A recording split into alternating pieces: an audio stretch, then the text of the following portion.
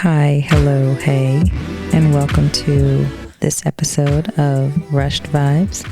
I am Jessica Rushed Vibes Rushing, accompanied by David Rushed Vibes Rushing.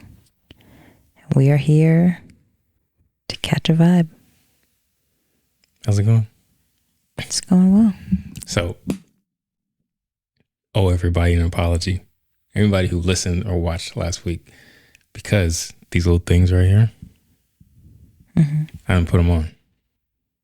I forgot. And what these are, they're supposed to better isolate the sound when you're speaking into the microphone and cancel out like a lot of excess noise. The problem is that to use these, there's a setting on the board where you turn it up so that it gets that good quality sound. But if you don't have these on and that setting is on, it drops the sound like really low.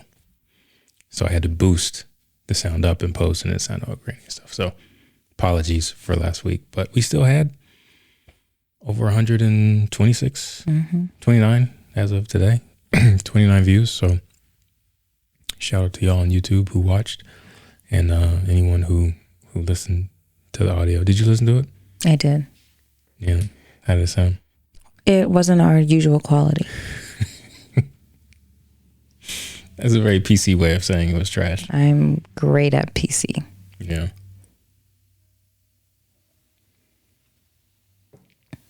But it was a successful episode by any other metric. But this should be our return to Quality. The quality that the Vibe Tribe comes to expect. And deserves.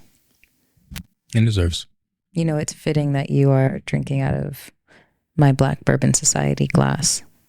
The bourbon that I got tipped on because I'm a member of the Black Bourbon Society. Yeah, shout out to the Black Bourbon Society.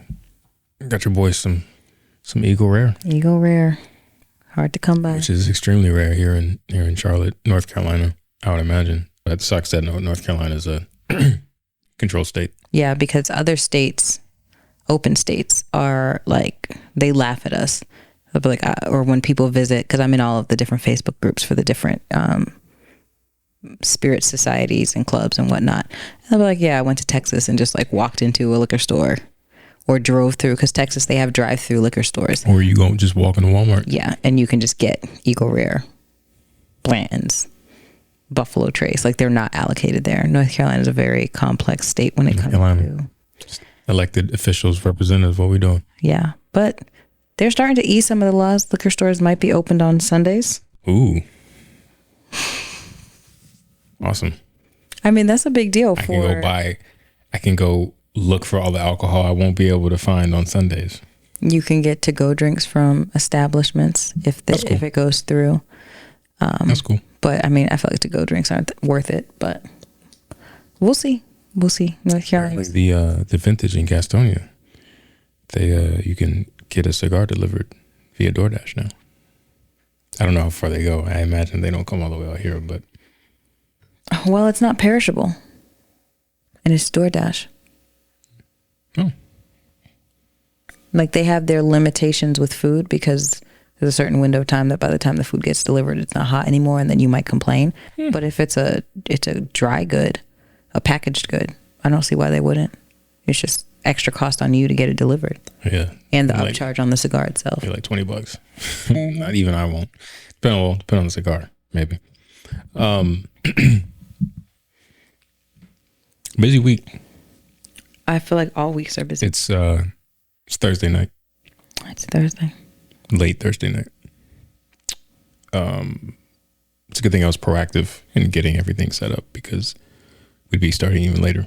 So it's one thing I want to start to do on the days that we record is try to like put things in place so that we can just get to it. But yeah, busy week. And I just want to say I'm sorry. I know it's been a long week, and then just a devastating news that you've kind of been dealing with for the last couple of days. Is it okay to talk about? I don't know what you're talking about. Well, your boy lost his job. Your boy lost his job. No, he lost his his speaker of lost his title, his gavel, his role. He lost his gavel. He was a volunteer. Does he get paid to be Speaker of the House? I don't know what he is. I mean, he gets nothing. He don't get anything anymore. Yeah. But so yeah, first time in history. We are living in history right now. I mean, everyone's living in history. No, but they're gonna write about this. Kids, they write about everything. Kids will learn. I mean, when people were living during the bubonic plague, like, that was living through history. Like the first president assassinated, like the first person to be voted out Speaker of the House ever. It's only been attempted one other time. This is the first time it's actually happened. Mm-hmm. You've been alive to see it. And not care about it either. It's so crazy. It doesn't add. It's so crazy because like in 60 years they'll be like, oh, it'll be like a little, like in the old history civics books, you have your main course lesson, and then they'll have like random like little facts in like the box at the little box in the little corner, like bonus on this date. That's in that box. That's gonna be us. Not us literally, but the fact that we were alive. I feel like if you're going to be anything like your father, you're going to be like dropping miscellaneous facts about history of things that you remember. Excuse me. I don't have the memory, the random memory that my father does. I actually don't have much of a memory at all, but that's a specialty. He's very skilled. I didn't get that gene. I can't remember what the circumstances were. Oh, we were going to pick up Savi, and I feel like there used to be a time your dad and I used to get a lot of one-on-one time, and we have very distinct one-on-one conversations. So they had come up last week, and I think I had like just said, oh, I think Savi would like if you'd come with. But when I was walking out the door and I was like, Dad, I'm going to get Savi, he had his AirPods in and he had his phone out and he was like into something. So he didn't hear me. So I guess when I left, Mom must have been like, yo, Jess is going to get Savi, you trying to roll? So I hear the whistle of the door sensor. And then I see him like trucking through the grass. And I don't know why he was like trotting, because I hadn't reached the car yet. Like I wasn't like actively leaving. So, he hopped in and somehow we got on the conversation of maybe something was talking on NPR. Someone was saying something on NPR, but we started talking about like segregation and the civil rights era and, just like black only, white only. And it was the first time we had that kind of conversation. He said like, yeah, growing up there was, and he was telling me just like landmarks of places that he would go that it was like, oh, like that's what he knew. And it just took me by surprise. Like I know someone living in history. Yeah. Like I know someone who that was their life experience, like water fountains and all of that. So, but yeah, I'm probably going to be more like that. I think that's where our personalities get the memory for it. Resemble. So I will likely be referencing all of this. But it's funny you bring that up because I just signed a permission slip for Solace. Her school's doing some kind of archive to capture the stories of the children's experience through COVID-19. And so I asked her if she wanted to do it, and she was just like, does she even remember? That's what she said. She doesn't. But I think with the right questions, I think they will. I would hope that she remembers making her video of washing hair. Oh, such a wild time. Not to go down a COVID rabbit hole, but absolutely wild time. Very wild, very triggering. Very triggering. Like when you just like I watch something from the COVID era. You went through a phase where you kept playing the Love Me Now video by Better Love. Bigger Love. Sorry, I was Bigger Love. Sorry, I was mixing up a song. Okay. You kept playing the music video, and it's like such a triggering music video because it was filmed during COVID, and it like takes you back to that time. So, well, it's a very full experience watching that video because it reminds you of a lot of the creativity that came out of people during that time. a lot of creativity that came out of like how people had to adjust and amend their normal processes. But it just brings to the forefront of your minds a lot of the, you know, tough moments about it, of it all too. Old people having to be isolated. You know, can't go see old. Like we went 6 months without seeing my parents. Was it 3 months? Like actually being in their presence. I know we did the drive-by for Mother's birthday, but they got to peek at Savi. Yeah, it was rough. Yes, living in history. So sorry, I try not to play that video anymore. I know it's I know that there are things that trigger me, like in life in general, but I don't think I realized I was COVID triggered or maybe lockdown trigger until that video came on, and it just like it just does something to me emotionally. Well, I can hear the song, but I can't handle the video. When you think about it,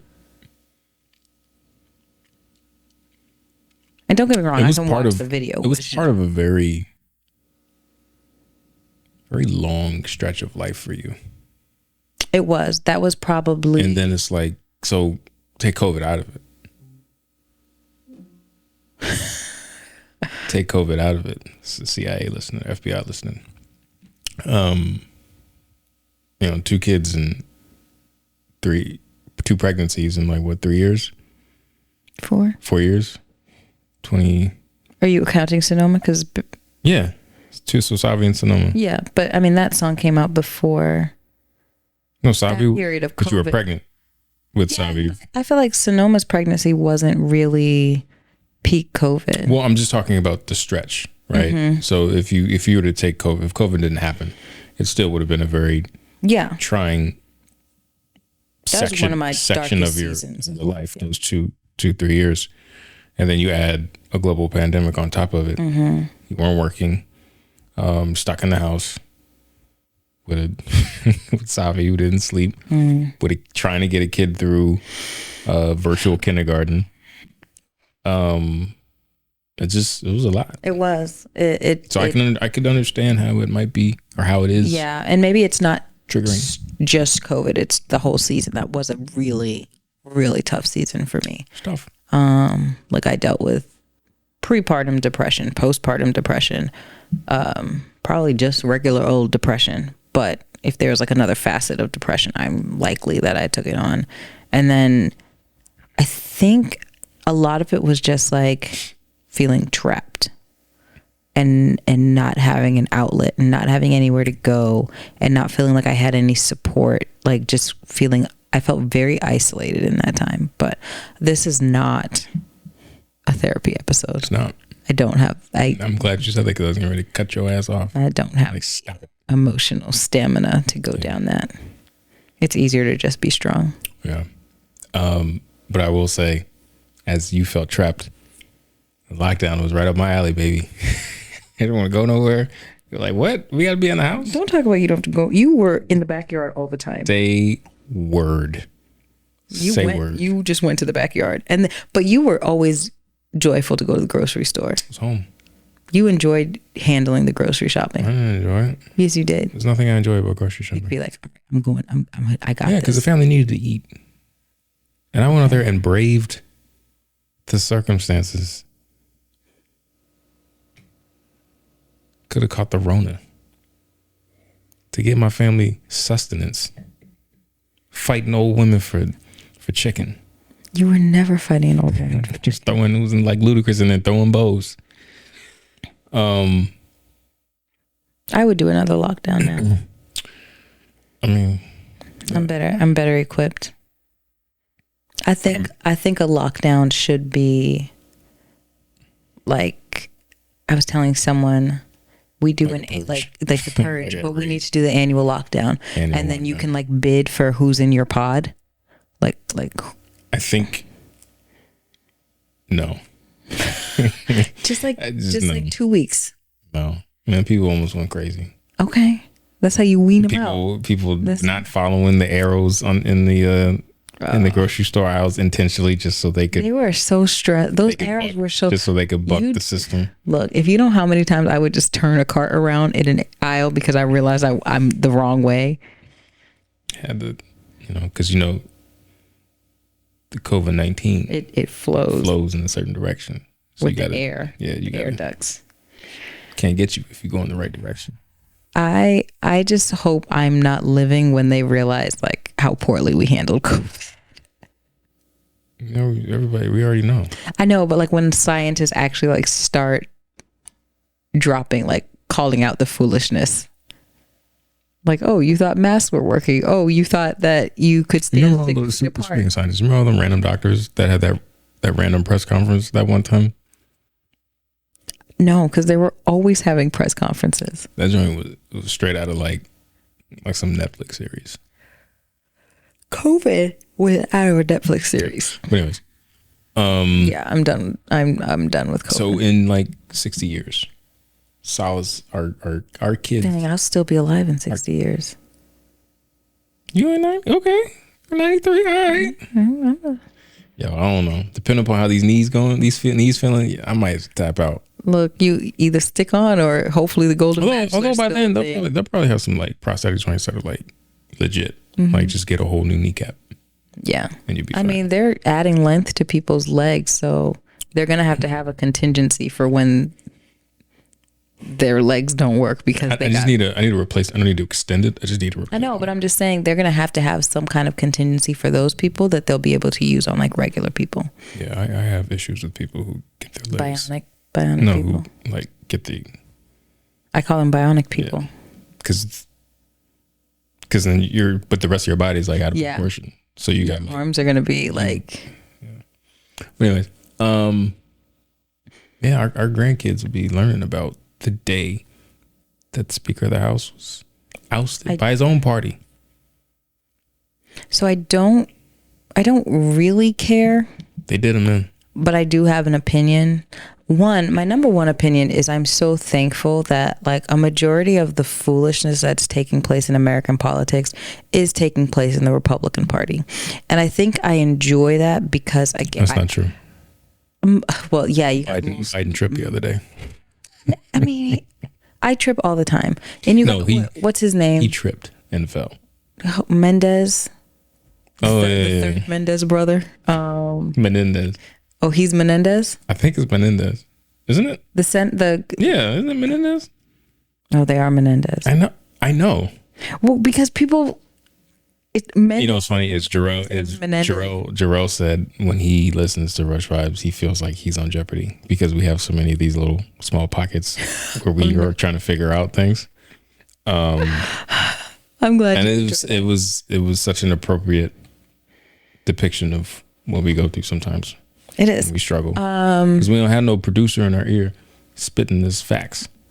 I don't know that we would have it would take a very special person to be able to produce for us. We could have a producer. We could. I just think it would take a special person to keep up with like the pace of which we are for like our banter. Lamont and Mark showed interest at one time. Did they show interest a second time? Actually, no, they haven't. Okay, well, but they have. I mean, one has 3 kids. The other one has. Those 3 kids aren't they all in the house? All in the house. Doesn't matter if they're all in the house. They're all legal adults. That don't count. It's not the same. It's having 3 kids if they in the house that exceed 15 is not the same as having 3 kids in the house. Under 10. They're in the house. I'll let you tell somebody who still got 3 kids in the house. I said it's not the same. It's not the same. Well, how do you know? Have you been there? No. Okay, then so how you gonna sit there and they've been there? They could say whether it is or it isn't. We can't. I have foresight. He got 3 kids in the house. Okay. Mark is a civil servant, civil service employee, and very busy. So, and we record at our time, so it's not like somebody. If we had producers, we would lock in a schedule. We can't lock in a schedule because our lives aren't locked in. It's not possible. So yeah, back to what I was saying. But he's a Democrat. A lot of the foolishness that is taking place in politics is coming from Menendez is a Democrat. I know. A lot of the irrational foolishness that's taking place in politics is coming from third parties and majority the Republican Party, and minus Menendez, but you always have to have an outlier who's going to mess things up for you. So like everybody will be squeaky. It's like when you got a bunch of black people doing something, and then that one person who's going to do everything wrong, and then they're going to overshadow like all the good stuff that you were doing. So that's what Menendez is. But I feel like no one actually cares about him. I mean, I feel like the Democrats care more about what he's done with Egypt than the actual Republicans do. And I think Whoopi Goldberg said, she's like, they're really just trying to set us up. So when one of their people do something shady, they can be like, well, remember Menendez, and we let him keep his position, whatever. But the Republicans are wild. Like it's again, I have never really been into politics, but I've always had an interesting reverence for the Republican Party. Because at least back in my day, like my old day, like 20 years ago, maybe even more, maybe like 25 years ago, the Republicans seemed very diplomatic and like well put together. And now they just seem like they don't even know what their rules are. Like they have become like the political wild, wild west. And it's just like guns and no regulations and wanted signs and just makeshift sheriffs and deputies. It's just it's a wild place. It's a Western. It feels like a Western watching the Republican Party. They don't make sense, and it's like every time you think they're making progress, you know, Jesse James, who's, you know, Donald Trump, shows up and then does something else. So you got him offering to be the new Speaker of the House. Like, bruh, aren't you like a felon? Not yet. Not officially. You know? I think at this point... It's not official until you get a conviction. I've been convicted. So we don't get sued. Aren't you an alleged felon? Allegedly, yes, he is. Whose house are you trying to speak for? You literally can't speak for your own house. Like you've inflated your own house and you want to come and speak for someone else's house? He's trying to help out. He's trying to be a bridge. It's ridiculous. Trying to be a bridge to the next actual. I can't remember the guy's name, but I feel bad for him because it's a lot. Like, McCarthy? Yeah, him. You feel bad for Kevin McCarthy? I think just emotionally, the empath in me can always like feel. I'm very sensitive to rejection. So I mean, it took like 15 tries before he was able to actually get the role.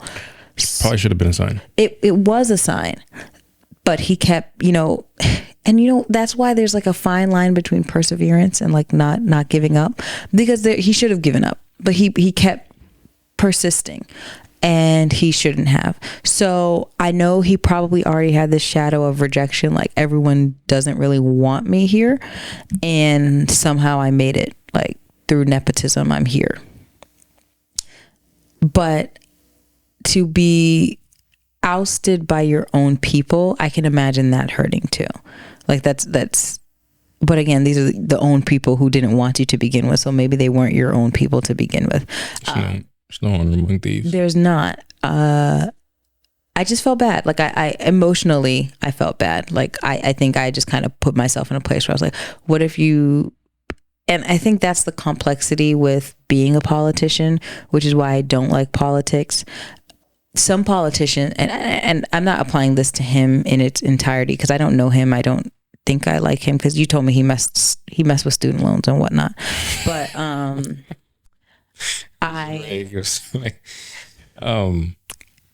it's a very just general way of putting it. Yeah, I know that there are some stuff for student loans. There are some genuine politicians who their heart is for the people, and their intent, everything they do is intended for the betterment of the people, and their actions can be misinterpreted, misconstrued. So I think I have a sympathetic heart to imagine, like, you put your life into, taking care of your constituents if you are a genuine person in politics, and you get rejected, you get ousted by your people. That's got to be tough. But it's also a mess. Like, it's messy. This is messy drama, and I really am at the point where I just wish there was some kind of regulating body that was like, stop. We look like fools on the world stage because our government doesn't know what the mess it's doing. We've literally got an alleged, because I'm not trying to get sued, criminal running for president. Other countries are looking at us and they are talking about us and they know we're crazy. It's kind of like, I feel like we're starting to look like old money and new money. And you know how like old, like because you have new money, you can get into the events, you can buy the tickets to the gala, but the old money people don't respect you because you new money. You're not supposed to be here. You're flaunting your money. You're despicable with it. You don't understand how to make your money belong. So yeah, that's how I feel like the rest of the world looks at America. Like, oh, your new money politics. Like like King George is probably like somewhere saying like, this is what you guys did with yourselves. King George. Wow. Like, this is what you did.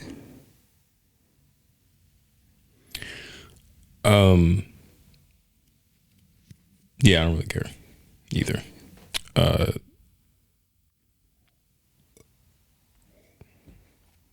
It's tough. It's got to be. But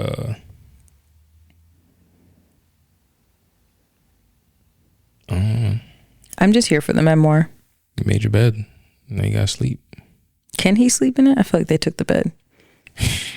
You don't sleep. I didn't say you gotta sleep in the bed.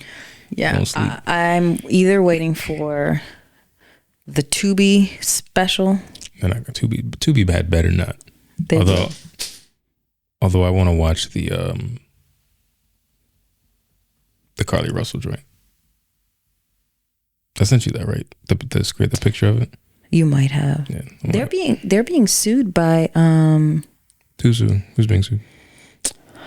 Tubi by someone. They got a cease and desist because they made either an episode of one of their shows with the likeness of Shanquilla. Oh. Yeah. So her family, because that's still ongoing, right? It is, but they served them. I saw a clip of it on Instagram a couple weeks back, and it's like this girl on vacation with her crew. It's a little soon. It's a little soon. Too soon. It's more than a little soon. It shouldn't. It just doesn't need to be. So, or at least solve it first. At least let somebody solve it. That's the thing. Like, people too quick to try to make some biopic. Like, I think somebody's making a movie of the Oceanic 5. Not Oceanic. Is it Oceanic? What was the name of the submersible? The people who went. The Titanic. Yeah, the Titanic 5. I think Oceanic is no. That might. It might be. I think it is Oceanic. I know Oceanic. Flight 815 is lost. That's why I thought I was wrong. But yeah, somebody's trying to make a movie about that. Name the capsule after the. I don't think so. I can't prove it because that's just probably coincidence. Doubt it. I was looking at excursions for your birthday trip. Absolutely not. It only goes 150. No. Absolutely not. 150 meters. Absolutely not. Absolutely not. I was like, this would be fun, and then I was like, oh, he will probably not. Did you see how wrapped up I was in that, in the fact that vessel just disappeared for like 5 days? I feel like when we sent your parents to the Bahamas, one of their excursions were underwater in one of those little capsules. That was before. I gotta ask Mom. That's before there was a debris field. I feel like we got them 2 excursions, and one of them was to go. I can tell you right now, my dad didn't go underwater. No water. No, you go into like a little submarine. But you're still underwater. He didn't do it. My dad didn't do it. That was one of, maybe I wanted to get it, but you talked me out of it. He didn't do it. So if I bought that excursion, you wouldn't do it? Absolutely not. Bro, I'm not. You 150 feet. I'm about to end up on CNN. You wouldn't have my little picture on the part of when they doing the little memorial. You absolutely would not. Nah, I'm good, bro. But no, we're not meant to be down there. That's it. That's the thing. Who was I talking to? Probably one of your cousins. Was it Donald? It might have been my brother. Like, we're really not supposed to be. No, I think it was Rocky. I was talking to Rocky. We're not supposed to be like if you think about it, the fact that so many planes take off and land without a hiccup and like don't just drop out of the sky, it's fascinating. We are not supposed to be up there. We're not supposed to be underwater. We're supposed to be on the ground. And that's where I'm going to stay. So nah. It's a miracle. That's what God is for. That's how you pray. Imagine people on the submersible were praying too. They weren't. They were rich. Rich people don't pray. You know, it's interesting. Because I've noticed that attitude. A lot of people didn't care about the people on the sub, and they were upset. I care about them. I just don't pray. And then they were upset about the fact that we sent so many resources to try to find them, because they're rich people who wanted to go down to like.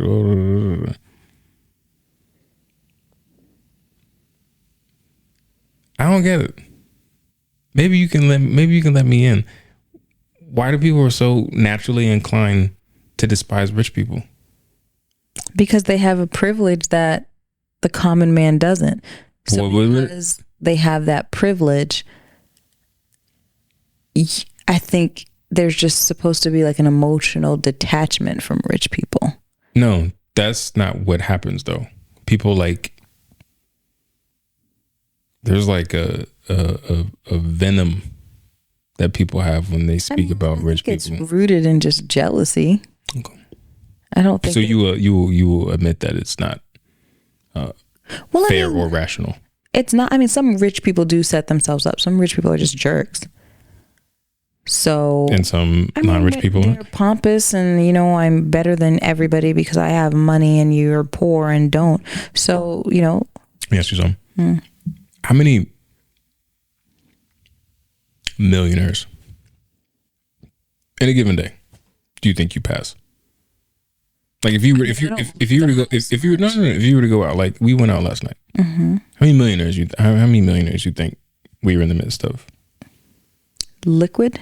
Just millionaires. How many millionaires? Not people who could buy $1 million house, just like on a debit card, but like how many millionaires you think we were around? I mean, we were probably around 500 people between walking from the parking deck to, so maybe like 12 of those were millionaires. Anybody just outwardly pompous that you could? The guy who couldn't park his minivan was, he was doing a lot. He was doing a lot. He was giving. At first, I thought he was trying to leave, and then I realized he was. I didn't understand why his woman was out of the minivan. Cool, because the spaces were tight. But he went through all this trouble to back into a space. And he backed all the way into another spot and then pulled in to the spot directly in front of her. Right? She felt us judging him. I didn't. I was judging him because I was like, "Sir, you're going through a lot of effort." I just wanted to get out of the way because I didn't know what he was doing. But then I realized, like, this brother is struggling. His brother's like, I know I struggle sometimes to get into spots, but he was struggling. He was. And what made it worse is that the spot he ended up pulling in was angled, but the spot he backed into was straight. It was just a lot. He gave pompous vibes. Okay, so that 1 out of 12 out of a possible 12. And that's the thing. I think people see the Kardashians and Kanye's and Elon Musk and people on TV, when we all know television is supposed to sell drama, supposed to sell attention. Look at me. And they don't realize that the majority of the people who are actually wealthy in this country and in this world, you wouldn't know it if you passed them on the street. I think. I know the super rich. Yeah, I mean, probably. But like people, there's a lot of rich and wealthy people between you and me and Elon Musk or a Kardashian. Yeah, but I think it just comes down to jealousy. You're right. Yeah, I do think jealousy is a part of it. I think our society, culturally, generationally, we are taught to think of what other people are supposed to do with their money. So if you have a lot of money, you can be doing this. You can be saving the world. Jeff Bezos makes enough money that he could give every citizen of the world $1 million or something like that. So I think that's the issue. And this is why we need more financial literacy, because the difference between net worth and net liquid be kicking a lot of people's ass. It'd be whooping their ass because a lot of people don't know the difference. True. Because you are a millionaire does not mean you have $1 million that you could just go and play with. Because you are a billionaire does not mean just you got a billy that you can just. It took Elon he had to make some maneuvers to buy Twitter, even though he's worth 200 some billion at the time. I'm not disputing to get that 44. He had to make some moves. I'm not disputing this. I'm just saying. But I still don't think rich people pray. How you think they got rich? Not by praying. They prayed. Yeah, they prayed on somebody. You know, it's funny you mentioned rich people, because this is the segue. This is it. We're getting into the I thought meat. you were going to do a smoother segue. No, we're going into the I prefer segues that don't call out that there's a segue. Okay. Well, I should just say speaking of rich people, which is what I would normally do. I feel like I actually set it up when I said we say what rich people should do with their money. You did. And that I thought you were going to take that. I planned to. And you didn't. But then I decided to let people know that the difference between net worth and net liquid be whooping their ass. And if you don't know, you could have looped it back around. I could have. Well, first of all, number one, the king of segues here. No, you're not. I am. You're clearly not. Clearly. Clearly, because I am. This is what I do. You gave me one oop out of like the last you did not alley it. 20 episodes, and you want to give yourself. You could have. Speaking of rich people, could have dunked it. You missed the layup. I don't miss names. You did. I did airball free throw one time. See, in a playoff basketball game, we were winning like sizably, and I got fouled. I don't know what happened. I went to the free throw line, the first one, shot an airball. The joint off to the right, like hit nothing. Who was recently talking about? It wasn't short. It wasn't. It was just off to the right. I feel like somebody was recently coming for basketball players and saying they had no excuse to miss to miss free throws because they literally control the entire circumstance and practice. So there's no reason that they should miss. It's literally called free throw. It's free. Yeah. But I can't remember who it was, where I heard it. No, I mean, it's just legitimate. But they were very upset. They were like, there's absolutely no reason why an NBA player should get to the line. I mean, there's factors that play, right? Like fatigue, depending upon what time you're taking the free throw. Like if you got hit on your arm, like there's things that can impact your ability to hit a free throw. But by and large, yeah, you're right. You shouldn't be missing free throws. Yeah. We're gonna make this segue. This is the one we're gonna get through it. Speaking of rich people, your boy Hove, Jigga man. I don't know what that means. You say my boy. This is your boy. Everybody's your one. When I figured out it's hard to yell with the barrel in your mouth. When y'all gonna judge me, and it's okay because I'm putting myself. When somebody was on Facebook, I had posted a lyric from it was Kelly. Was it? I'm not gonna say it. I'm not gonna say it, but you know what I'm talking about. I do. I don't remember the exact lyrics, but I remember it was for her. And she was like, "Okay, everybody come with."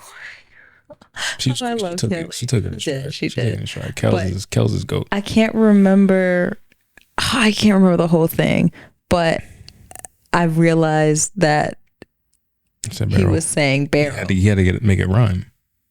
So my whole life, I had no clue what is hard to yell with the barrel. And I thought barrel was barrel handy or something. I don't know what. It's one of those things that you don't know. He had to make it rhyme, like T-Pain said. Mansion, Wisconsin. I get it now, but I wish I could remember. I had the memory for that moment when I realized that I think I was watching something and someone was like saying the lyrics and they said it's hard to yell with the barrel in your mouth, and I was like, it's hard to yell with the barrel. I don't know what I thought a barrel was. Yeah. The barrel. And then it like clicked. And I was like, because then I went to like, the barrel of what? The barrel of a... Yeah. Sorry. So speaking of your boy. But I also don't know what hove means. Should I have admitted that? Jay-Z has been... I have seen Jay-Z in concert though. It's nice. Sorry. I know someone who's been like sitting next to Jay-Z. On a couch. Your cousin? I can't tell you who it was. Okay. You can tell me after the fact. And why would you automatically assume it was my cousin? Because you think that's the only person I know who knows who gets in close proximity to famous people? Famous black people, yes. You'd be wrong. I know a lot of people connected. Just because you watch someone on TV doesn't mean you know them. So Jay-Z was in the news earlier this week, on social media, I should say, because a clip, very specific clip of his interview on Kevin Hart's Peacock show. I didn't realize that show hadn't been canceled yet. You know, it's interesting that it's basically a podcast, but they don't put it out like a podcast. Like you can't get I don't think you can get an audio version of it. So you actually have to like go watch the show on Peacock. And it's so weird. But it's Kevin Hart. So it's just so weird. Like the mental gymnastics I go through to make it make sense that I'll go to YouTube and watch podcasts, but I won't sign into Peacock to watch a show. Not a podcast platform. It's not, but it shouldn't matter because it's essentially the same thing. His show is a talk show. Yes. But it gives podcasts for some reason. What is the giving of podcasts? Podcasting. I just feel like everything's I feel like we're transitioning from talk shows to podcast because everything is being put on these podcast platforms because it's another revenue stream. It's another vertical. The Kevin Hart show is not on a podcast platform. But it feels like, okay. Neither here nor Bill Maher's show is a talk show, but he puts it on his podcast. He puts it on the podcast app. This is what people are doing. So I just expect that Kevin You've Hart taken a tone with me. I am, because you're talking to me like I don't understand the space. This is a space that I'm familiar with. Familiar with? That's emphasis. Okay. Now I'm going to get to this bit, damn it. And the clip, did you watch the clip? I sent it to you. I watched the clip. You watched it. Okay. So I'm going to play it again because a lot of people reacted a certain way when I don't think they really understood the gist of what Jay-Z was talking about. So I'm going to play it.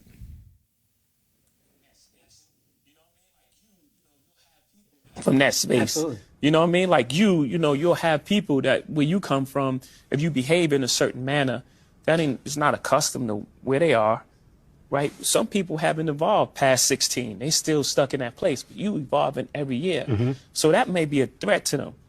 Subconsciously or consciously, Kev acting funny because blah, blah, blah. You have to navigate that. You have cousins. You got to go home for Thanksgiving and people are talking to you like Kevin Hart. And you going home for solace. You want family. You're going home for peace of mind. You're going home for peace of mind. And they don't give you that your because you're not your cousins in your grandma's living room saying, yo, man, I got this play. I want to, if you just give me, you know what I mean? 4,800, I could make you 2 million. You like, it don't work like that, fam. You got to explain to him like, life isn't like that. Money isn't free and no one's giving out opportunities. If it sounds too good to be true, it's really, and then he like, oh, you don't believe in my dreams. Where did you know what I mean? Like you. So a lot of people listened to that clip, which was a very small part of what's more than likely a very long interview, and took it as, oh man, you know, what are you doing? Are you getting ready for like some hot take? Oh God. A lot of people focus on the 4,800 and the fact that Jay wasn't willing to help a family member out, and they use that as like a microcosm for black celebrities not looking out to try to bring people with them, and, you know, kind of like we on our own. Let me actually put the hood all over my head. Okay. Now, before I tell you how I felt about this, I actually think you can relate to this in a different way. Me? Because one thing you've told me about the African culture is that when you get older and you become self-sufficient, it is expected that you take care of your parents. But I feel like sometimes that also kind of bleeds into other family members if they're in need, and you're perceived to have the ability, the means. So I felt like this is something that you could, if not directly, even, we're kind of well off, but no, I don't feel like nobody's really hitting you up. No one's realized my. But that's why I put the hood on. Via proximity and just having grown up in that culture, this is something that you could kind of, in a way, speak to. Yeah. So the reason why I put my hood on, because I'm going to say some controversial ish. Controversial ish. I'm gonna offend some people. This is why rich people don't associate with poor people, and it kind of goes back to my previous point where my statement about rich people don't pray. That's not really relevant here, but there's a circumstance that we've had to deal with that in my mind, I've tried to find a polite way to tell you that, but I haven't said it. So now I'm going to say it on the podcast, and then we have to have a secondary conversation. But you can't take everyone with you. Didn't that literally my Facebook post the other day? I don't know. And if you wait for everyone to get to where you are, you might miss your own shot. So I think, a lot of rich... What does this have to do with me? We'll circle back. A lot of wealthy Black people do get criminalized amongst the Black community because they didn't come back and save. It is, if you are blessed and favored to be in a position to be wealthy,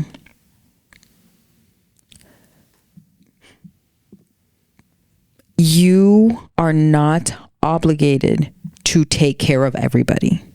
And I think that's why a lot of people become wealthy and become poor, or become rich and then quickly become poor, because you want to take care of your mama, them, your brother, your cousin, your second nephew on your sister's baby daddy's side. You want to, you feel obligated to. You're doing a lot. That's not necessary.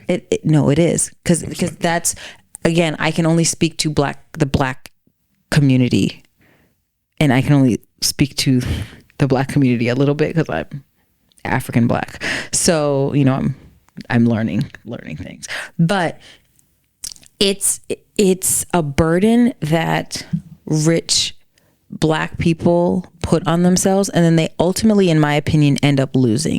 And I think that's why a lot of people who are rich and who are Black are seen as stuck up, uppity. Oh, you think you're better than everybody? Because if you lower yourself to make others who aren't at your level yet comfortable around you, you will feel obligated to care for them. And that's not just I just think there's a fine line between, you should do philanthropic activities with your money. You should try to help. And I think that's more of a pay it forward. Be a blessing because you've been blessed.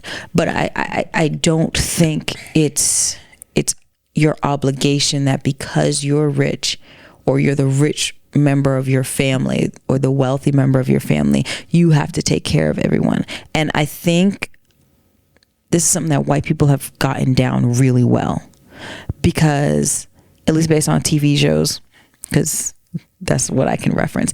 But, TV shows are based off of reality. White people will have one person in their family be rich, and they will look aside at everybody else who's poor. They were like, okay, oh, your exhaust went out. You might want to get that fixed, buddy. It's not safe to be on the roads. How'd your car pass inspection? They will be oblivious to those things just because you need to protect your wealth for your lineage. And in my opinion, Opinionated truth. My opinionated truth. I haven't said that this season. Yeah. In my opinionated truth, sometimes lesser financially stable family members can be like trying to rescue a drowning person. They always tell you that if someone is drowning and you go to rescue them, you will likely die because they are in panic mode and they're trying to survive. So instead of letting you save them, they will use you for leverage and ultimately hold you underwater. So you're supposed to like swim behind them so they can't see you coming and then save them, because if they see you coming, they're panicky, they're going to hold you down, you're going to end up drowning. And I think that can apply to people who are wealthy, or the wealthy one in a family, the more established one in a family, having members who are not. I get where he's coming from. Like, yes, I'm a billionaire, but like, I do want to be able to go to my grandmother's house and just enjoy that. I think there's also a line that the family member who is not well off has to respect too, where it's like, this person is probably always being asked for something. Their donations, like, come and do this, come and appear here, come and do that. Like, their life requires offering themselves. Because of their wealth, that's their value to the world. So like he said, I love that he said the word solace, because that's our kid's name. But coming home should be a place of exhale, like, I can be me.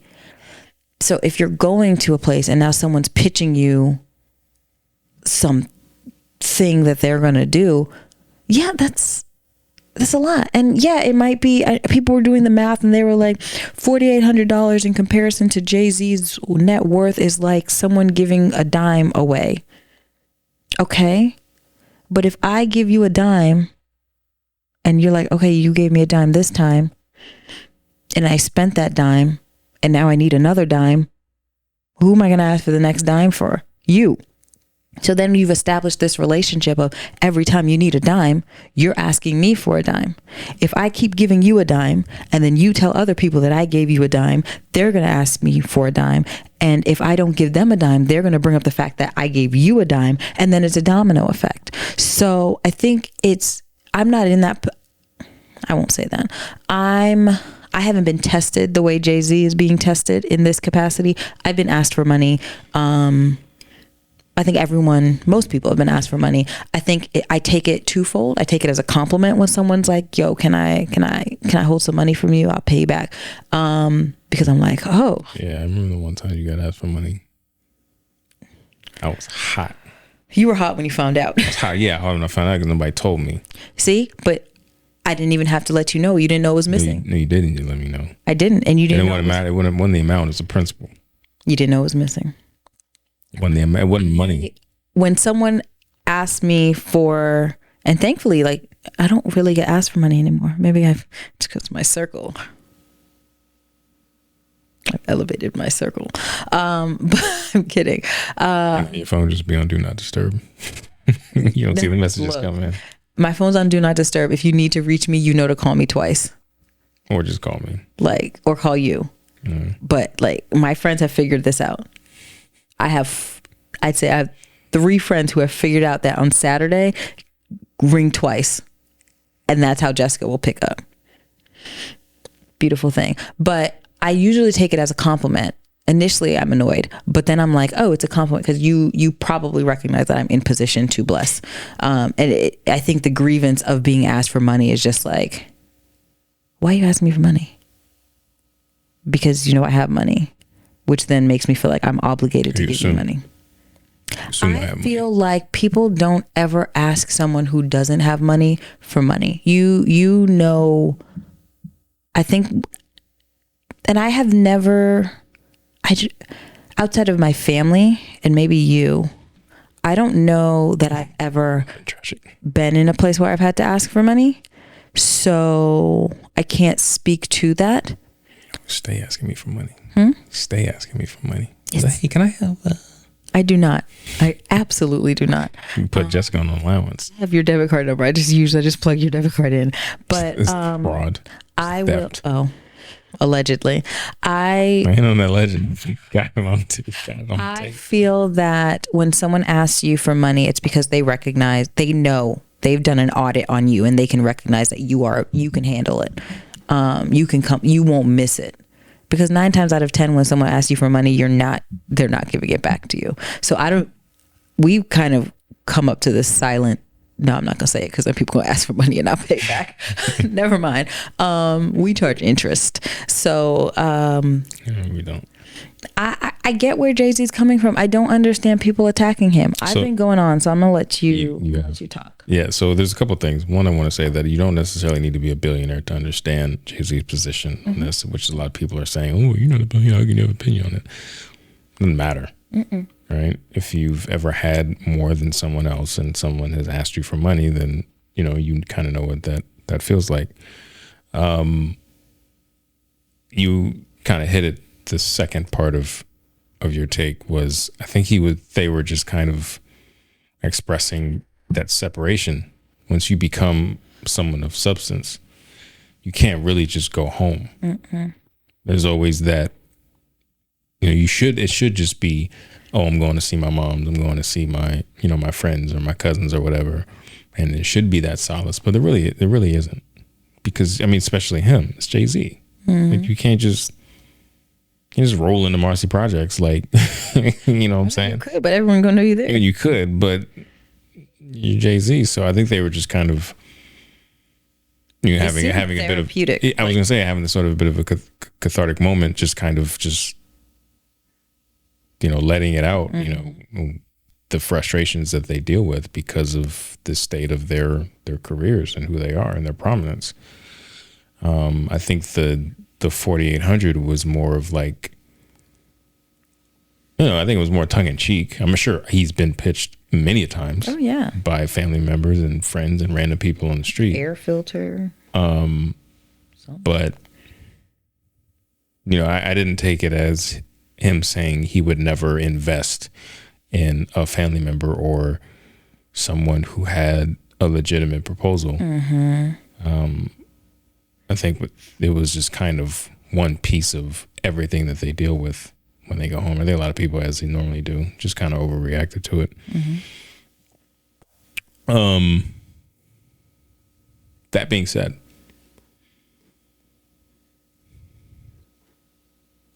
you, throughout our relationship, have been regularly frustrated with me because I'm probably more willing to loan people money than you're Captain Save-A-Hope. Yeah, I said it. That's probably the most profane thing I've said on this show. So I don't know. I kind of think, from my perspective, if you come into a certain level of success, I think you kind of do have a responsibility to take care of certain people. Not everybody, but certain people, because certain people put things into you to help you get to where you were going. So it's kind of like paying back interest. Certain people take things out of you too. There are, and that's why I said certain people. And those things you can't put a number on. So there are certain people who, yes, I will always take care of if they need something, whether I want to in the moment or not. Because you can't put a dollar value on what someone has meant to you your entire life. If it's a legitimate need. Now what's the rationale of legitimate? I mean, if someone's in a tight spot and they need to pay a bill.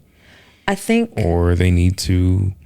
But I think that's what's dangerous, because, and I think wealth is a state of mind, and a lot of having wealth is protecting your wealth generationally. Sure. And also identifying your priority, the priorities for your wealth. When you have children, the priorities for your wealth is providing for your children, setting them up for fiduciary success so that they are set up to pursue whatever dreams their hearts desire. They're number one. And I think the danger of making yourself the obligatory hero for everyone is that you can, if you're not, you need discipline. To be wealthy, you need discipline. I think that's really what it boils down to. And sometimes having discipline can be offensive to people. And like you just touched on, if someone's in a pinch and they need, but are they always in a pinch? Are they always in a situation where they need help? That's where your desire to I'm going to look out. Yeah, you can look out for someone. I don't, but it doesn't take much before you end up having another dependent. Yeah. Because that obligation, well, this person did this. And I think that's another thing. I'm a firm believer of, if you are blessed, be a blessing. I live by that. And I think you can attest that is me. But I also have my limitations, because everyone has to be able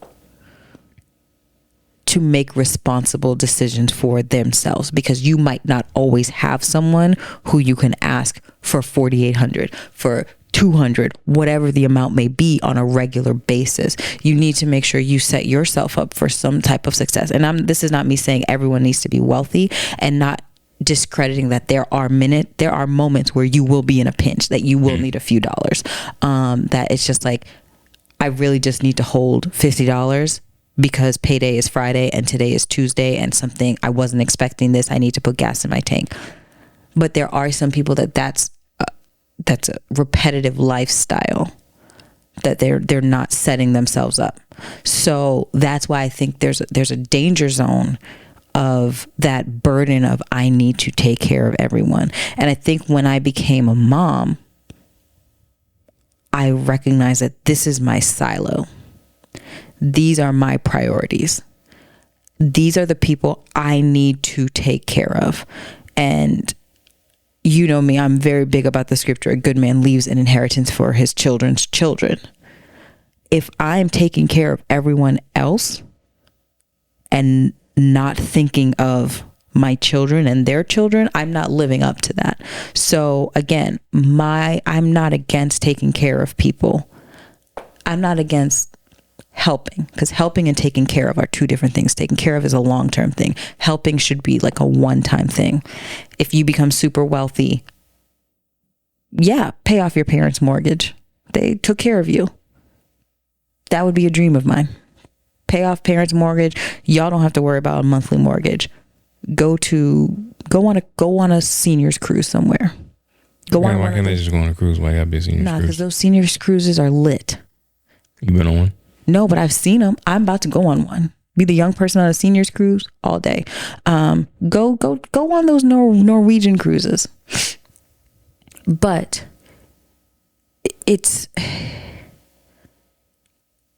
I got to be very intentional with my words.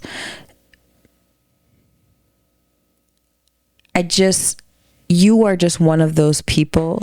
And that's the thing with us. We both have good hearts. We both love taking care of people. No, yours is just... It's gooder. Yours is just weaker. I don't know. It's just more sense. Like, you just want to... Oh, there was a lady who worked at CVS, and one time I didn't have a penny for my chips and she let me get it, so I should go give her... Like, I feel like you're that type of person. And I think that's where we balance each other out, because I'm not going to let you go. Like, you would have to sneak behind and do. But then again, I've done that. Yes, you have. I've done that. So I guess we're the same. I guess we're the same. Yeah. But I gave that money because I just wanted to be left alone. I was being petty. That was a petty. That, like, surprisingly, like, I gave money to someone out of petty. But you out of the two of us, you're the dangerous one. because you love irrationally or you care irrationally, and you carry burdens that are not yours for people who should carry their own burdens. Like, you ain't Jesus. So interesting. You say be blessed to be a blessing, and yet that I care too much is very diametrically opposed statements. I feel like. I guess we're foes. No, I'm saying. I know. It's a contradiction. I'm contradicting myself. Yeah. I recognize this. And I think a lot of this is circumstantial. We need to be in this situation to recognize it. So there are certain people who I admittedly have blind spots for. Yes, you do. And I acknowledge that. Like, and I will. No vision. I will probably always have those. And that's why God gave you me, your helpmate. But I feel like all of my blind spots are more than justified. Everyone needs regulation. Yeah. I mean, if I'm able to, I'm going to, but I'm never going to do something that's going to jeopardize, See, that's my girls. That's what I don't know. That's what you don't know. That's what I don't know. Oh, I think your blind spots, your burden, the burden of your blind spots could. Wow. Yeah. That's a big statement. Revelation. Couples therapy. I'm good. No? Okay. I mean, I'm okay with it. It's got to be the right setting for me.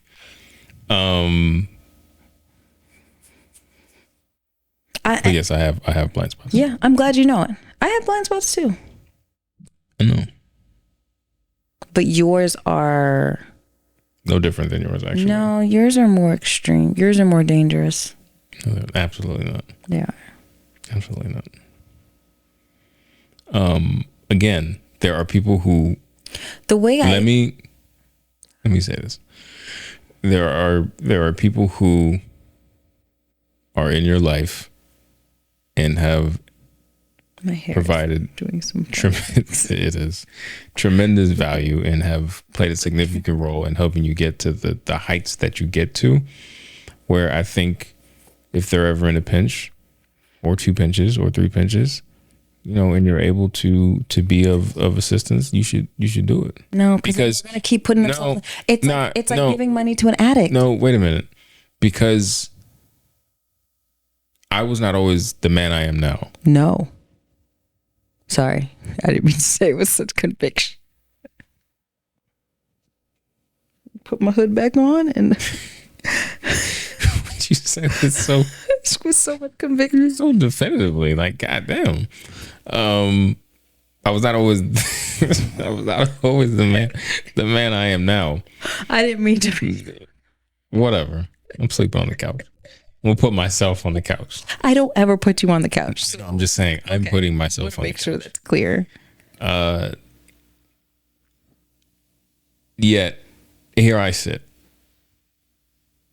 the man I am, with you, who was with me throughout the entirety of the growth, right?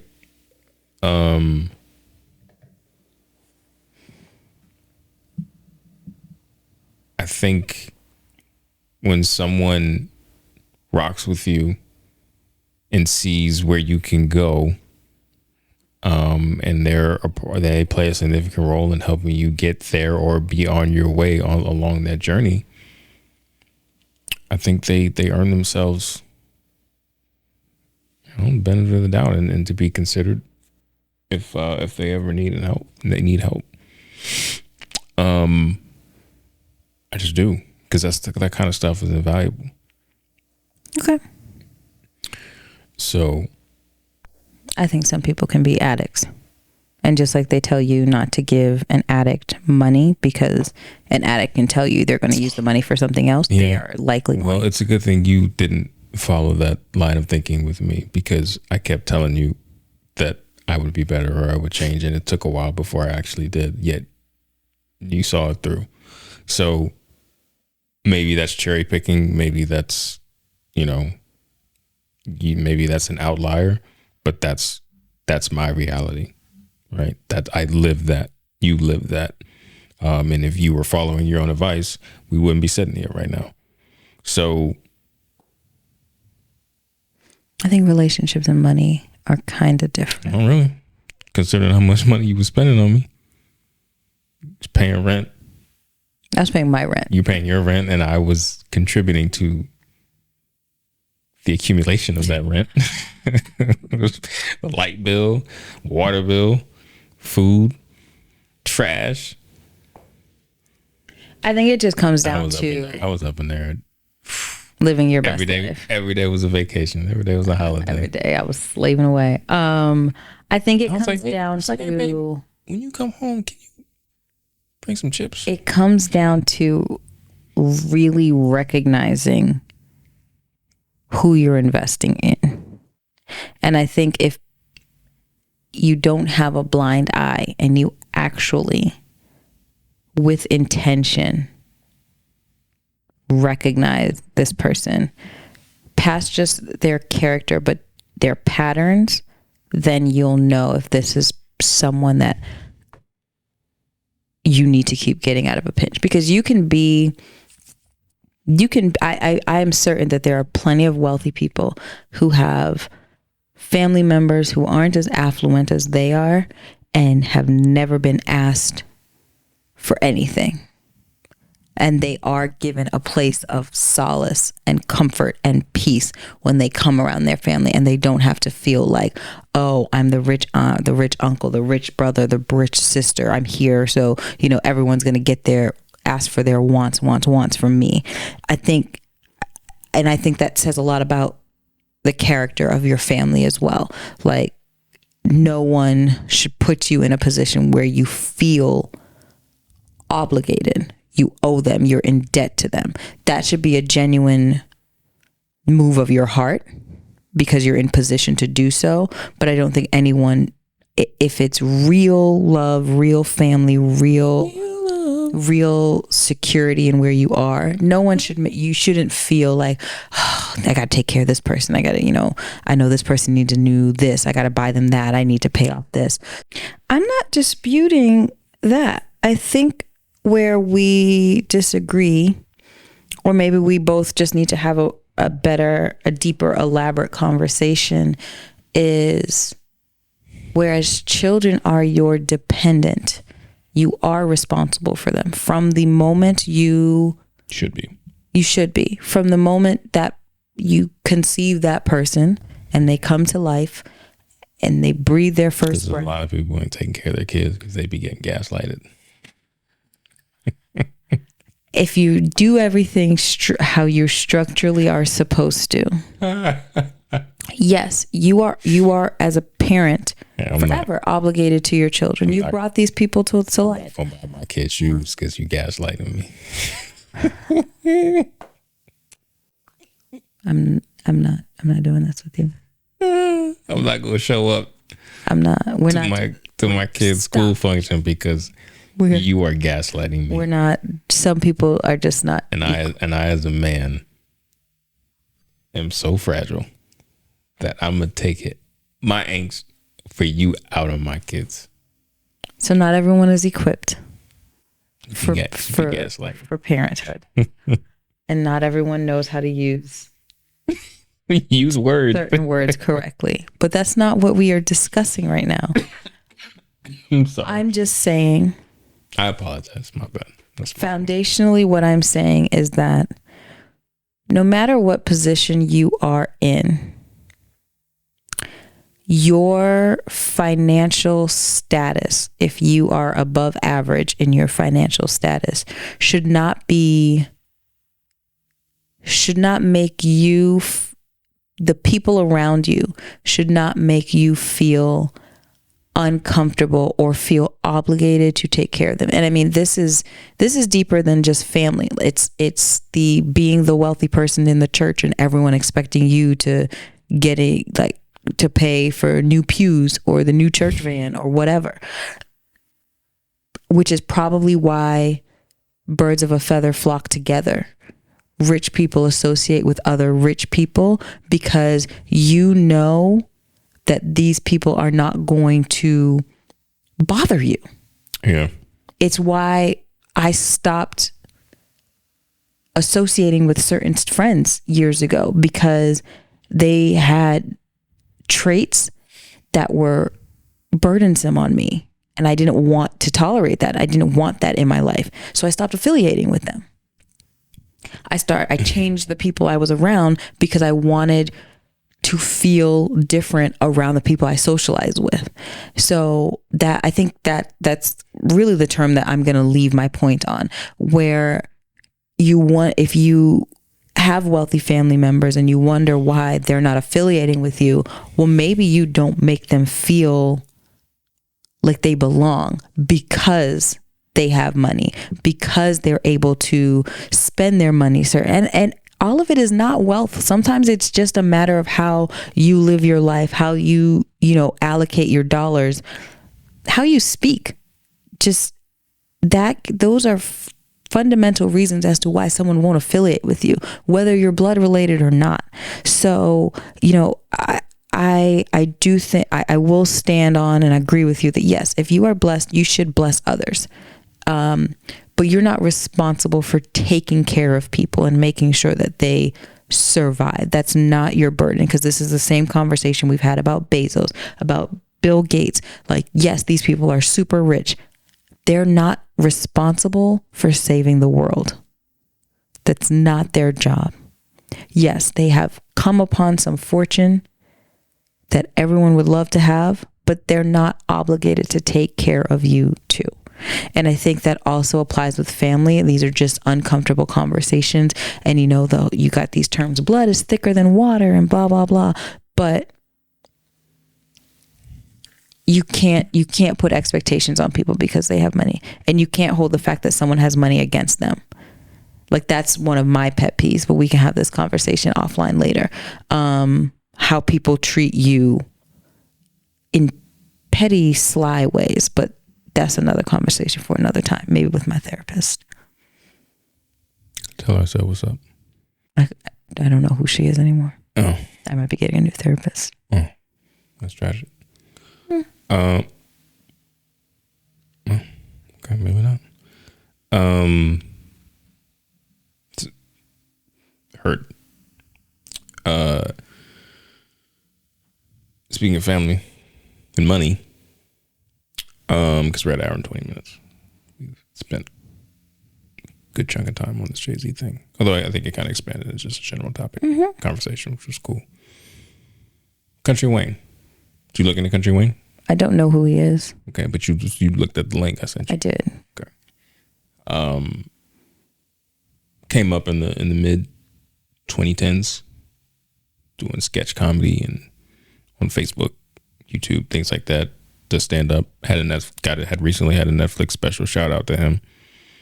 You know who Jess Hilarious is? Me? So she's a female comedian. I'm told I'm hilarious. She's a female comedian. Is one of the more. I'm hilarious. You're funny. One of the more frequent. I'm funny, but I'm not hilarious. One of the more frequent. That's like when you're beautiful but not gorgeous. One of the more frequent guest hosts on The Breakfast Club is his ex. So Kountry Wayne. None of these people are relevant to me. Has 10 kids by 5 different women. And he was on the Sherry Shepherd show. Sherry Shepherd. I think last week, and said that he pays $200,000 a month in child. What was it called? Child support. As the number is so large, it just shakes me. Because you're not wealthy. Yeah, $200,000 a month in child support. It's rumored that he bought all of the mothers homes and cars, and homes specifically within about 5 minutes, so that he can spend time with all of them.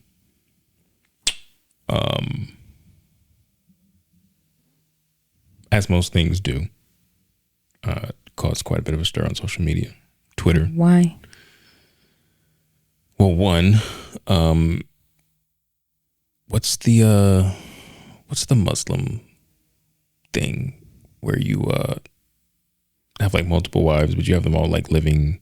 There's a term for it. Some people said that he's basically doing like a modern day that, where he's like Polygamy? No, I don't think that's it. It's like I think it starts with the H. I saw it. I remember it. But there's that angle. Buying them homes relatively close to each other, right? Like maybe on the same street. I don't know how close they are, but I think they're all within 5 minutes of each other.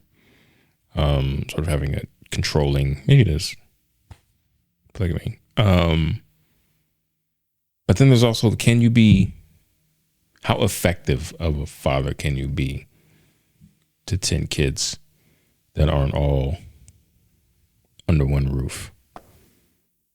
And then just the astounding number of $200,000 a month, which means he's got to be pulling in he's got some great verticals.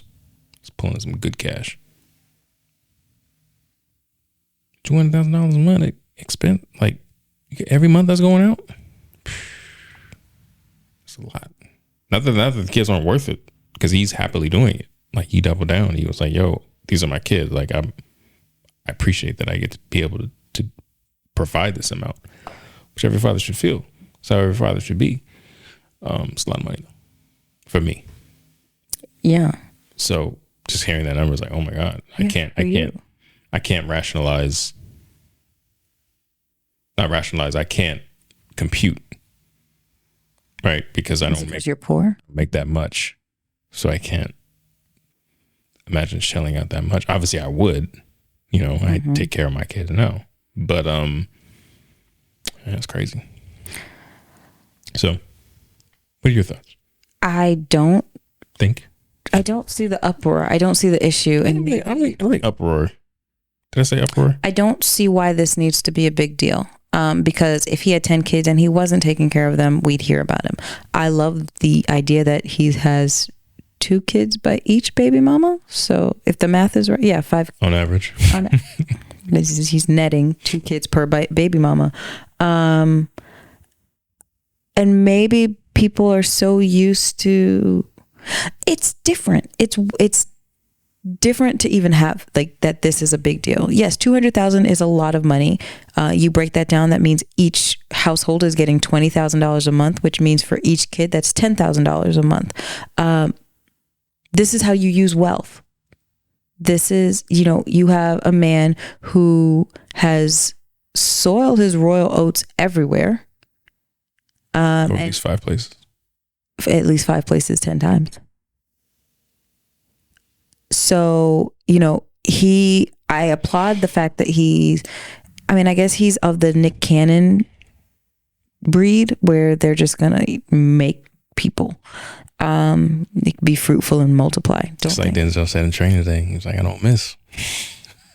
He could have afforded to miss. But again, I don't care about someone having a bunch of kids if they're taking care of those kids. Yeah. And you said, how effective as a dad is he having 10 kids by 5 different women? How effective of a dad are you if you have 10 kids by 1 woman? I mean, I think the question would be just with 10 kids in general. 10, yeah, that's what I'm asking. Because you have a bunch of kids, but even so, you're only able to give yourself and then just imagine how tough that is, like if they're in 5 different households. They are, but I think he's done a great job. He's provided them all houses. It sounds like he just built them a subdivision. I hope he has a clubhouse for like group gatherings. Do I like that he has 10 kids by 5 different women? No, but I appreciate and respect him for housing them. And I would assume there's I don't want to say regulating. He's managing co-parenting in a peaceful way that he got 5 different women to commit to living in houses close to their opposing baby mamas. So I applaud him for that. And I applaud that you said he doubled down on the fact that, yes, he pays his child support. And on top of that, he probably does more. He probably goes above and beyond. He is probably a better dad to his 10 children than some dads are to one. So for people to feel a type of way about it, I mean, it's just, if he's paying $200,000 a month, that's what, $2 million a year in child support. So I don't know what percentage of your income child support is, but he's probably at least making $10 million if that's what the percentage breakdown is. He's likely doing more for those kids. Vacations, quality. Like I feel like people are used to deadbeat dads that when Get gaslit. That when you have a dad who's doing what a dad is supposed to do, it's out of the ordinary. Again, I would prefer if he had all 10 kids with one woman. That's my own personal preference. But that's if you are down for the nuclear family, the traditional mom, dad, children all in the same household. But if you are, because one could say like you have fathers who are in the military or mothers who are in the military and they're deployed for most of their children's lives, like maybe it's not their intention to be an absent parent, but they're an absent parent. So, are you going to say that there's just so many different angles you can look at it. So I think I applaud him for being a good father. I don't know what uproar or what viralness comes out of this. This is a man who said, hey, I made 10 kids. I'm responsible for them. I'm going to take care of them. That's it. Yeah. That's it. That's it. I got nothing. I think it's incredibly difficult to father 3 kids under one roof, let alone 10 under 5 different ones. Mm-hmm. So I think parenting is tough no matter, it only gets tougher the higher the number goes. But it would seem, at least from a provider standpoint, he's taking up that mantle. Mm-hmm. I don't know, obviously, what the day-to-day interactions are like, but I mean, being a comedian by profession, I imagine he's gone a lot. Yeah. But he'd be gone if he lived with kids. Right. I mean, he'd be gone either way. So I think the kids being in close proximity in terms of where they live, it helps for the time that when he does get them. Mm-hmm. And, hopefully that they do the whole little, what do they call it? Sibling club meetings. Yeah. When was powwow? Blended family. Yeah, I'm sure they thing. do that. Family text thread. I want to get out of here because we're dangerously close we're in that territory where we could go 2 hours and editing this tonight and getting up. Is that a challenge? No, but because we're gonna skip Kevin Hart, unfortunately. What else was Kevin Hart talking about? It's not important. Oh. Yeah. Let's do it. No. Let's tap in. We're in the vein. I want to talk about black men in suits. I love a black man in a suit. A well-fitted, tailored suit. Any black man? No. Some of them, it's like... Did you watch it? You didn't send it. I did send it. It was in the note. No, you didn't. There's a video. So I watched the videos. There was no black men in suits video. You typed black men in suits. Did you add that after the fact? I saw an update that you edited. We wanna see you with it. Show could treat you right. Give me just a minute of your time tonight. We both are here to have big fun, so let it rip.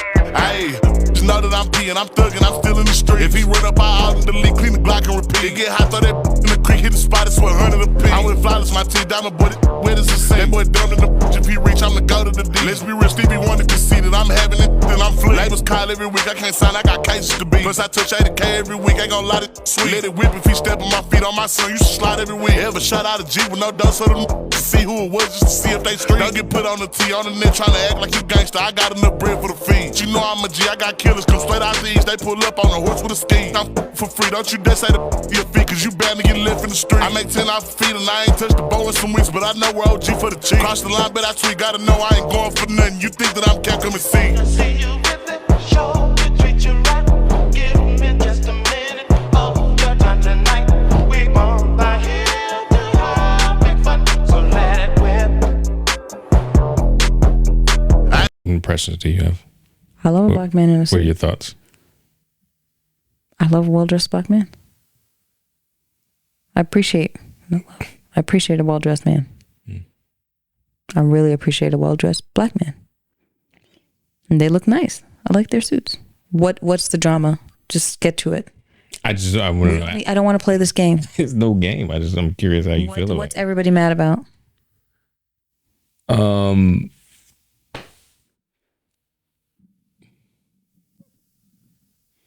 I want you to do something. I want you to go on Twitter and type black men in suits. Just type black men in suits. And I want you to scroll, I don't know, 30 posts. I want you to tell me if the majority of the posts are positive or negative. So I have to edit some of this dead space down. What are you seeing?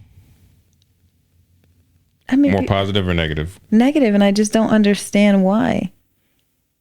So you're in my camp. And I don't understand for the life of me why black men in suits triggers people so much. Because this is the same internet that I see people going crazy over how Usher was dressed over in Paris, looking like a I don't know what he was dressed like. But we ass in that. But regular everyday men want to dress up in suits and stun a little bit, and it's criticism all day. I don't get it. I don't understand it. Just black men in suits just seems to do something to people. Is this a trend? Is this something that's happened before? There is an organization called Black Men in Suits, called Black Men's Wear. Okay. Where they do what do you call them? Flash mobs, suit flash mobs. Where they show up to locations and they wear their best threads. Okay. And they do social media content, but there's also marketing. There's also mentoring. There's also community service. A lot of other things that they do. But the stuff that gets, the social media wheels going is these videos. So no, this is not the first one, but this is the latest one. This was in Dallas a couple of weekends ago. But people seem to take issue with it. People say, well, what are they doing other than standing in suits? What's wrong if they're just standing in suits? I don't know. Like, if that's it, what's wrong with that? Mm-hmm. I think there is an issue with black men looking put together. Because if there was some kind of ladies in stilettos, ladies in lace, whatever, something cute, where you got a whole bunch of ladies in the same type of outfit, yes, queen, it'd be great. I stand and support this. I thought it was cool. I love seeing the little boys. I think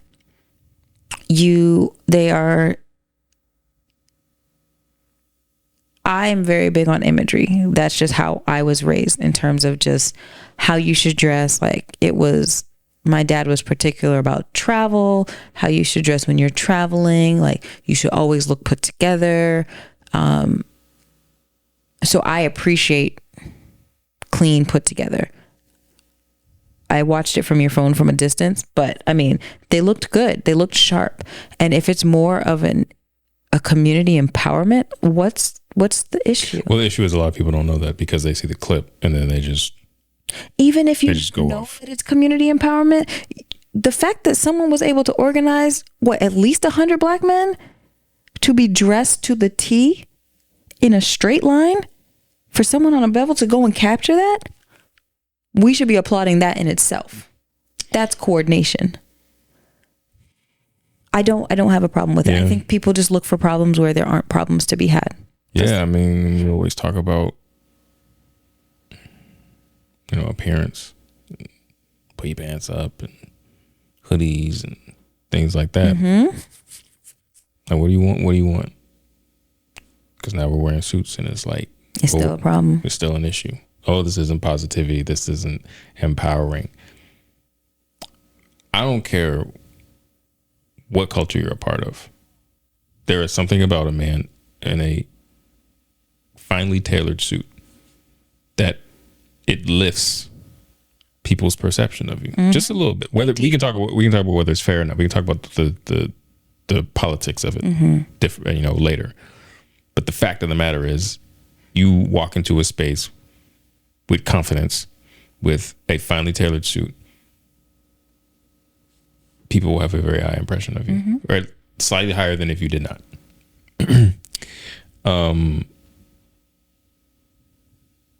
And this organization decided that they were going to try to change the narrative that, black men are always wearing baggy clothes or, walking around in wife beaters and things like that, and push positivity through positive imagery.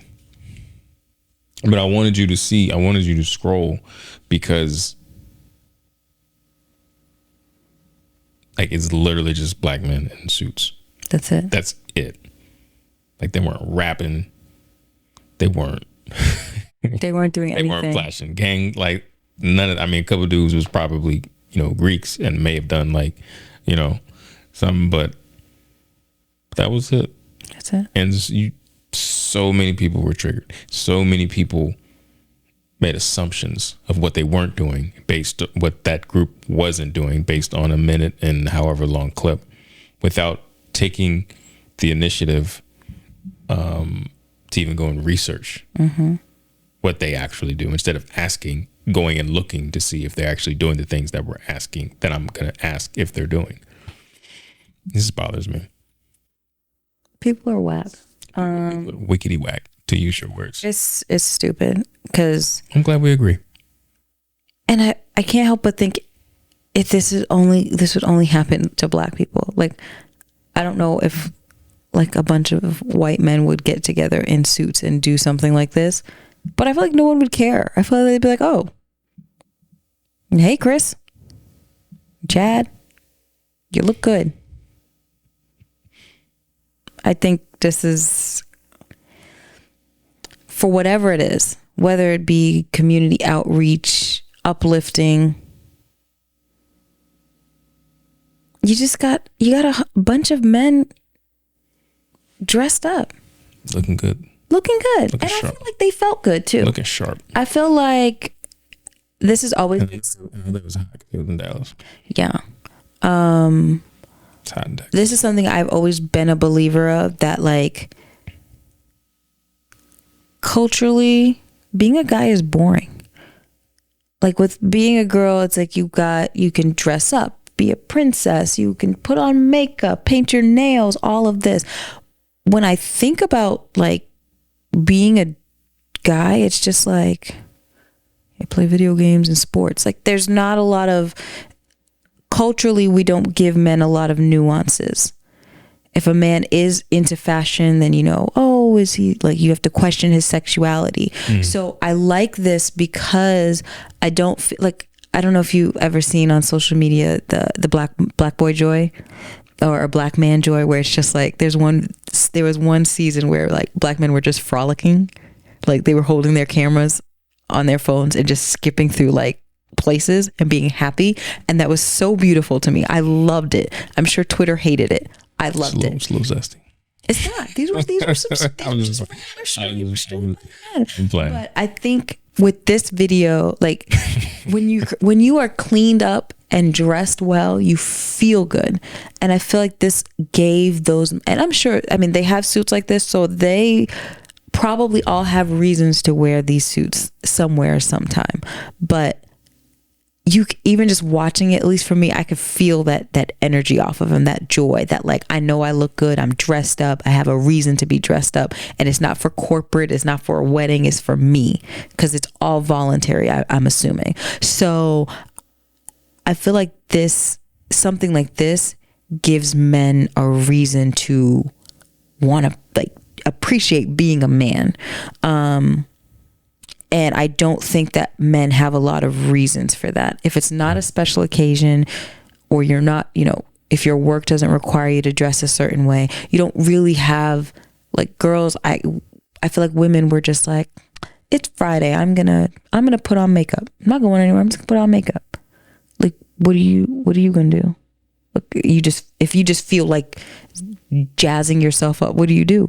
So I love this for them. I support them. I hope they continue doing this. I hope this becomes a Million Man Black and Men in Suits campaign, and we have chapters across the country, and we just plan some big thing on the Washington Memorial or Monument, whatever, and have millions of black men dressed up in suits. That's where I stand. I think it's great. Good. And I think everyone who has an issue with it, go get a life. Bravo. Thanks. Glad we agreed on the last topic of the night. So, that's 13 minutes. We could do it. That's our episode for this week. We'll be back next week, but don't forget, 13 minutes. Subscribe. We're getting so many new unique viewers. Just need y'all to hit that subscribe button, or at least just hit the like button so that other people can find us. But we're on YouTube, Apple, Spotify, YouTube Music now because they got rid of Google Podcasts. So we will be back next week. Hope you all enjoyed this episode Friday, because I have to edit this tonight to get it out tomorrow. So that's why we're going to save these 13 minutes, because they matter when it comes to editing. And seeing as somebody who's about to get in the bed and go to sleep. No, I got work to do. Oh, no, never mind then. We appreciate y'all rocking with us. Sorry for the audio again last week. Promise to be better going forward. Praise the Lord, all of our children slept through the episode. Yeah. God is good. God is good. And we got 2 of them to bed before or by 8:30. Mm-hmm. See, rich people do pray. All right. On that note, we out. Appreciate y'all. Peace. Nothing but some growing pains. Yeah. Hey. I done came way too far, can't stop me now. I done came way too far, can't stop me now. I done came way too far, can't stop me now. I done came way too far, can't stop me now. Can't stop me now. Can't stop me now. Yeah, I done came way too far, can't stop me now.